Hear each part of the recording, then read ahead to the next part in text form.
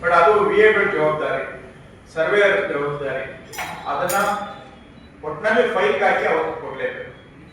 ಯಾಕೆಂದ್ರೆ ಸರ್ಕಾರದ ಕಾರ್ಯಕ್ರಮ ಎಲ್ಲ ಅವ್ರಿಗೆ ಆಸೆ ತೋರಿಸಿ ಕರ್ಕೊಂಡ್ಬರೋದು, ಕರ್ಕೊಂಡ್ಬಂದ್ಬಿಟ್ಟು ಹಂಗೆ ಬರೀ ಕೈಯಲ್ಲಿ ವಾಪಸ್ಸು ಕರ್ಕೊಂಡೋಗಿ ಬಿಡೋದು. ಈಗ ಮಾಡಿ ಮಾಡಿ ಜನಗಳಿಗೆ ಸರ್ಕಾರದ ಮೇಲೆ ನಂಬಿಕೆನೇ ಹೋಗ್ಬಿಡುತ್ತೆ. ಸೊ ಆವತ್ತು ಅವ್ರ ಕೈಗೆ ನೀವು ಕೊಡ್ಲೇಬೇಕು. ಕ್ಲಿಯರ್? ತಹಶೀಲ್ದಾರ್ ADLR ಆಗುತ್ತಾ? ಮಾಡಿಸ್ಬೇಕು, ದಯವಿಟ್ಟು ಮಾಡಿಸ್ಬೇಕು. ಏನು ಬೇಡ, ನಾನು ಬಳ್ಳಾರಿಯಲ್ಲಿ ನಾವು ನಿಮಗೆ ಗೊತ್ತು, ನಮ್ಮ ಕಂದಾಯ ಇಲಾಖೆಯಿಂದಾನೇ ಒಂದು ಪ್ರೋಗ್ರಾಮ್ ಮಾಡಿದ್ವಿ. ಜಮೀನವರು ಇದ್ರೂ ಕೂಡ ಬೆರಗ ರೈತರದ್ದು ಎಲ್ಲ ಖುಷಿ ಕೊಟ್ಟಿದ್ವಿ. ನಿನ್ನೆ ಚಿಕ್ಕಬಳ್ಳಾಪುರದಲ್ಲಿ ಪ್ರೋಗ್ರಾಮ್ ಹೋಗಿದ್ವಿ. ಸ್ವಾಗತ ಮಾಡಕ್ಕೆ 20 ನಿಮಿಷ ಆಯ್ತು. ಜನ ಏನಾಗುತ್ತೆ, ತಾಳ್ಮೆಯಿಂದ ಅದನ್ನು ಗಮನದಲ್ಲಿ ಇಟ್ಕೊಂಡು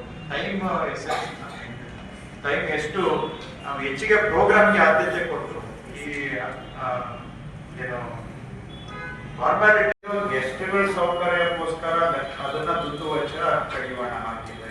ನಾವು ಪ್ರಪೋಸ್ ಮಾಡಿರೋ ಎಸ್ಟಿಮೇಟ್ ಅಲ್ಲಿ ಸುಮ್ಮನೆ ಸ್ಟೇಜ್ ಮೇಲೆ ಏನು ಶಾಲು ಗೀಲು ಅದು ಇದು ಎಲ್ಲ ತಗೊಂಡು ಅಲ್ಲೇ ಬಿಟ್ಟು ಹೋಗ್ತಾರೆ, ಅಥವಾ ಅದೊಂದು ಎಲ್ಲರಿಗೂ ಬರ್ಡನ್ ಸಿಂಪಲ್ ಆಗಿ ಅಂತ ವೇಸ್ಟ್ಫುಲ್ ಎಕ್ಸ್ಪೆಂಡಿಚರ್.